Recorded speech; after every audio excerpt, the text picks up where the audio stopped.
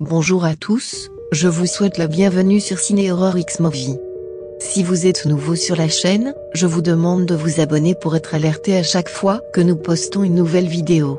Je suis content de vous retrouver aujourd'hui pour vous faire un nouveau résumé d'un film, car l'histoire que je veux vous relater est vraiment très intéressante. Alors asseyez-vous confortablement, sans plus tarder on commence.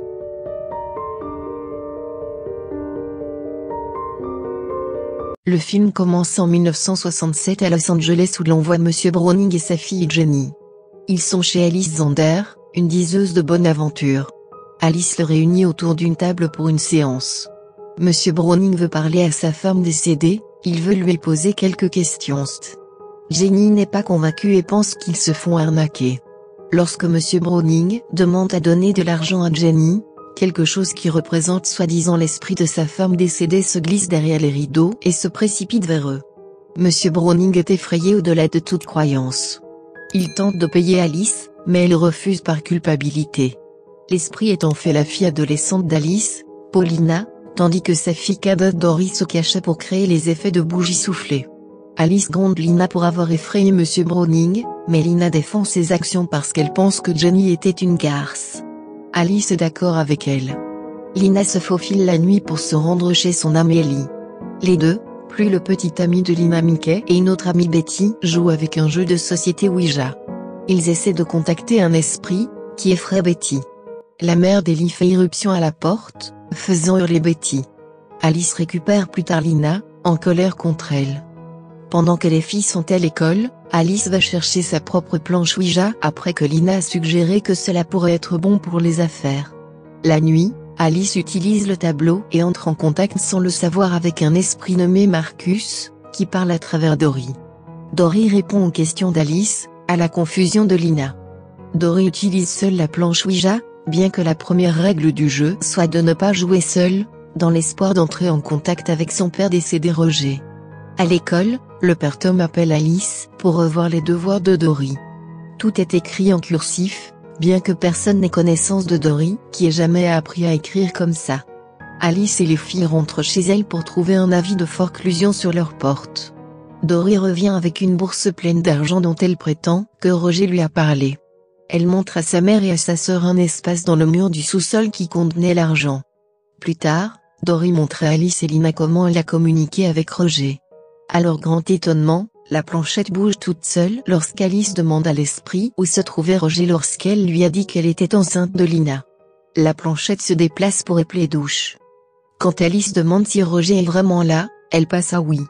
Les filles regardent à travers l'objectif de la planchette, pour voir si elle repère quelque chose, mais Lina est trop paniquée pour continuer à chercher. Alice commence à garder Dory à la maison de l'école pour travailler avec elle. En utilisant la planche Ouija, ils ont généré plus d'affaires, car les clients sont convaincus que Dory parle d'une voix qui n'est pas la sienne et répond à des questions que seul le défunt connaîtrait. Dory commence plus tard à ressentir une douleur dans la nuque. Après que Lina lui ait donné des médicaments, Dory regarde à travers la planchette dans le miroir et y voit un grand esprit noir avec la bouche cousue. Dory hurle, et l'esprit met son bras dans sa bouche alors qu'il la possède.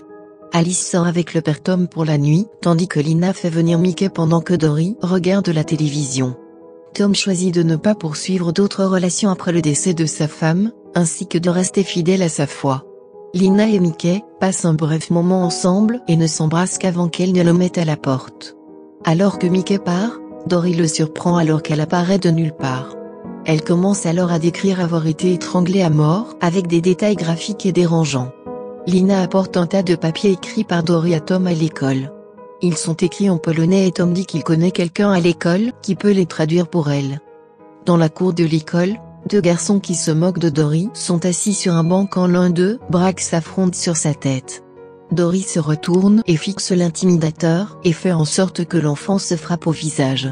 Lina découvre aucune de ses poupées à ce qui ressemble à des points de suture dessinés sur sa bouche. Elle confronte Dory à ce sujet, mais Dory affirme que c'est leur père qui l'a fait pour arrêter les voix. Alice est traînée au sous-sol. Lina affronte Dory et les esprits. Les esprits essaient d'éloigner Lina alors qu'elle coud à contre-cœur la bouche de Dory.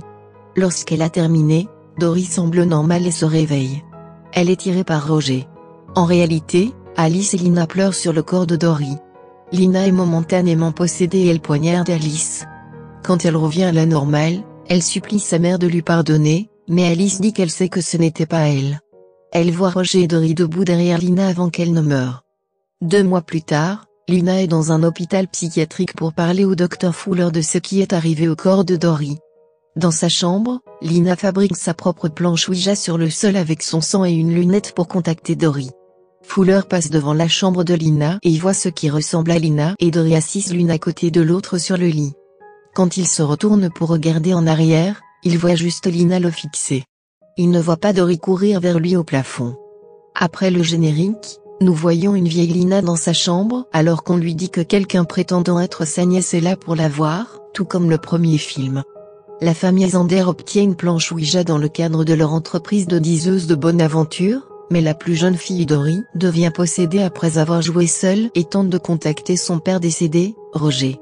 Les mauvais esprits proviennent des victimes d'un médecin sadique qui a effectué des expériences dans cette maison, et avec les restes de ces victimes toujours cachées dans la maison, on se rend compte qu'il jouait dans un cimetière, ce qui est contraire aux règles.